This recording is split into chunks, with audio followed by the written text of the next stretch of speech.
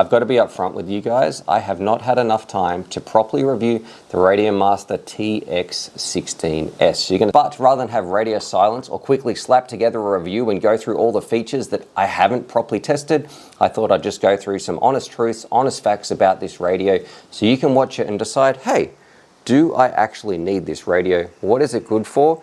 And take that into account when you're seeing all the other people with their reviews out there. It's a Radiomaster TX16S, and it is building on the pedigree of probably one of the radios that comes along once in a generation here, the Radiomaster TX16.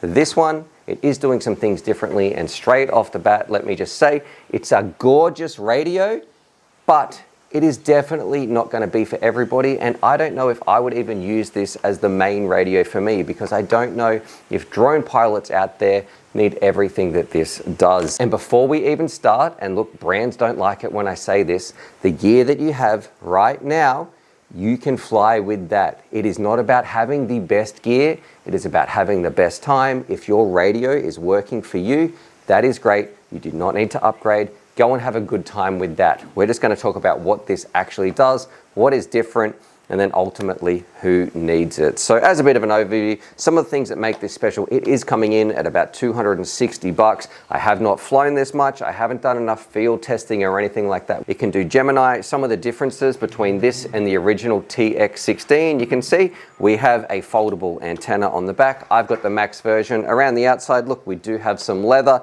It fits really nice in the hands. We have some absolutely gorgeous gimbals on this Mark III Max version. There's another version. I'll put a picture on the screen as well, but it does feel amazing in the hands, but it's very expensive compared to some of the other radios out there as well. One of the huge things you'll see straight off the bat, look at this, we've got a giant power button, and it is so quick with the processor in here to turn it on and go through everything. I do really like that. You've got a couple of little potentiometers right here. See if we can zoom in or put some pictures, so they fit really nicely in the hands. It does feel really nice. If you're a pincher, I think a lot of people are going to like this. If you like the TX16 as it is, that big, large shape, that's going to be up for a lot of people. I prefer things like the Pocket. That does have inbuilt Gemini in here, so you can fly around on 900 megahertz or 2.4, whatever you want to use, or a bit of a mix of both. And the other part that I should say, of course, this is all touchscreen and things like that if you want to go through and, you know, check out some different options. So we do have a touchscreen in the middle, a big bright color touchscreen. But the other one that's worth noting out as well, for me, it is covered in switches and dials and dongles all over it. However, I need like a latching switch for me, which is my #1 favorite thing about the Radiomaster Pocket, or where you see it on things like this on the Radiomaster Boxer. That latching switch is what I use as a drone pilot for my arming switch. You do get a couple little extras in the kit. It does not come with a latching switch. I don't know why they don't include that. And that makes me think, who is this radio for? Like, this is probably for pilots out there who want to do some fixed wing and fly it around, maybe do some long range, not your everyday racer that needs one arm switch or another. Because look, this is absolutely covered in potentiometers, like on the front, on the back, all over. It can do an awful lot. And this is where I have to say, do you need that? For me, no. Does it feel great in the hands? Yes. And remember, I haven't tested the long range. I haven't tested the Gemini. This is just some straight up facts about this radio.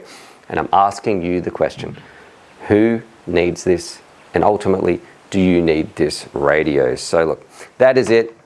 I will be doing a follow-up on this radio when I get some more hands-on with it. And a shout out to Radiomaster too. There's no time pressure from them. They have sent this. I did have time, if it was a normal working week, to be able to review these and go through the normal processes. However, it's school holidays for me. I'm looking after my 2 kids at the moment, so I just can't accurately go out to the field, fly this thing around and bring this back without taking, I guess, some, like, not putting it through the due process, which I really pride myself on doing. So that's why this is not a review of the Radiomaster TX16S. It's just some of the facts out there.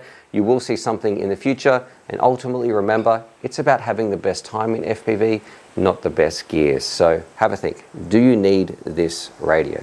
All right, let me know what you think in the comments. Go watch some other videos. I'd love to know what you think. There's probably a link to go and buy it. If you watch some others and want to come back here and you're like, yes, I do like this, there will be an affiliate link down here, but this was just about providing you some information. So anyway, that's it. I will see you in the next video.